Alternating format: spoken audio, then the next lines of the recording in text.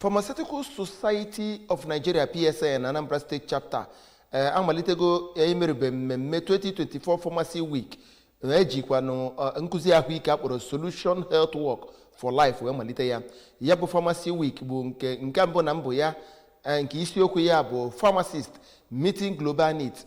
Ọ ga-abụ mmemme izu ụka a ga-anọ na wee mee ka ndị mmadụ mara mkpa ọ dị ndị ọrụ na-emepụta ọgwụ n'obodo ya. Ọ ga-abịa n'isi njedebe n'ijizi ya bụ mmemme akpọrọ Scientific Conference agba nke 31 wee weta ya n'isi njedebe ụbọchị Satọde abalị 26 n'ọnwa Ọktoba 2024. Onye nta aka anyị bụ David Ọkpọkwasịrị wetara anyị akụkọ.